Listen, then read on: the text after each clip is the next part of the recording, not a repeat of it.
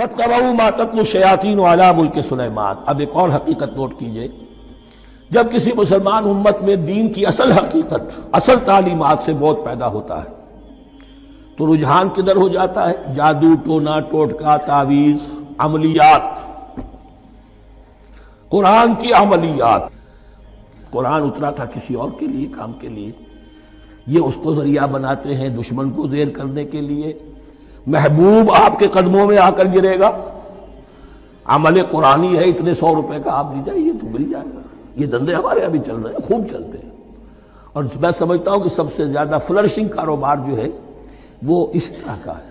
Hang لگے نہ پھٹکڑی، نہ آپ کو کوئی اس میں محنت کرنے کی ضرورت ہے، نہ اس کے اندر آپ کو انویسٹ کرنے کی ضرورت ہے، اور کاروبار چلتا۔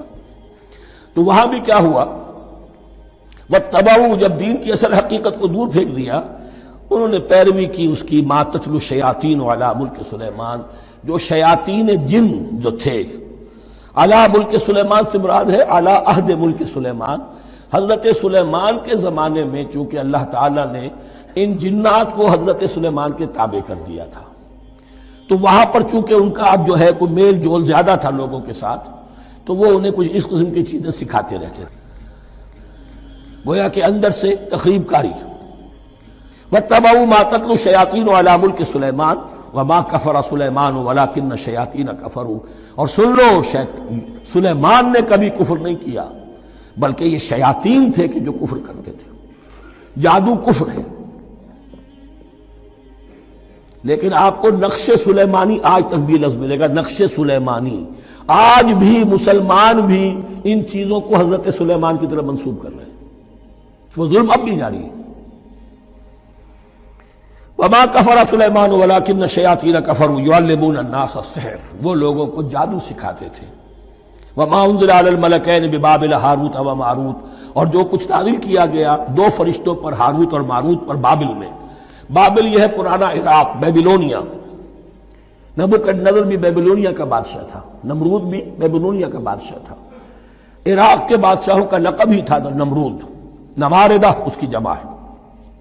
تو حضرت سلیمان کی حکومت جب تھی تو وہاں پر یہ لوگ جنات جو ہیں وہ اس قسم کی تخریب کاری کر رہے تھے، تو اللہ تعالیٰ نے آخری آزمائش کے لیے دو فرشتوں کو زمین پر اتارا، اور وہ انسانی شکل میں لوگوں کو جادو سکھاتے تھے، بتاتے بھی جاتے تھے دیکھو جادو کفر ہے، ہم سے مت سیکھو، لیکن اس کے باوجود لوگ سیکھتے تھے، تو گویا کہ ان پر اتمام حجت ہو گیا کہ اب ان کے اندر خباثت جو ہے پوری طریقے سے گھر کر چکی ہے۔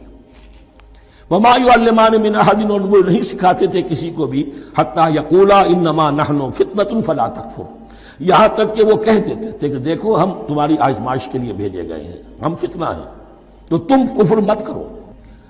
فَيَتَعَلَّمُونَ مِنْهُمَا مَا يُفَرِّقُونَ بِهِ بَيْنَ الْمَرْءِ وَزَوْجِهِ، تو وہ سیکھتے تھے ان دونوں سے وہ شے کہ جس کے ذریعے سے تفریق کر سکے ایک شخص اور اس کی بیوی کے درمیان، تفرقہ ڈالنا گھروں کے اندر، فساد۔ اب بھی یہ عورتوں کے اندر یہ کام بڑی تیزی کے ساتھ چلتے ہیں، تعویذ اور دھاگے اور کیا کوئی گنڈے چلتے ہیں۔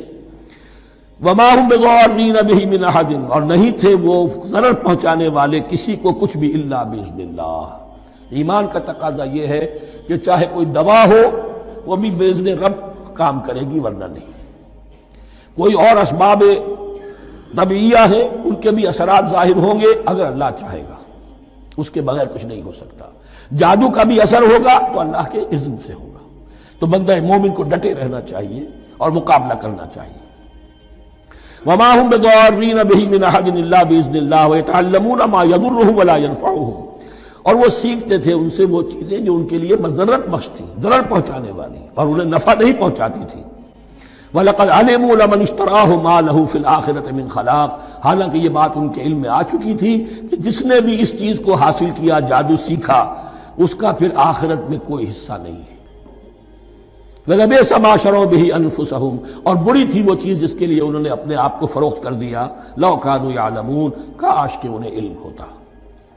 وَلَوْ أَنَّهُمْ آمَنُوا وَاتَّقَوْا، اور اگر وہ ایمان رکھتے اور تقوی کی روش اختیار کرتے، لَمَثُوبَةٌ مِّنْ عِندِ اللَّهِ خَيْرٌ، تو بدلہ پاتے اللہ کی طرف سے بہت ہی اچھا، بہت خیر۔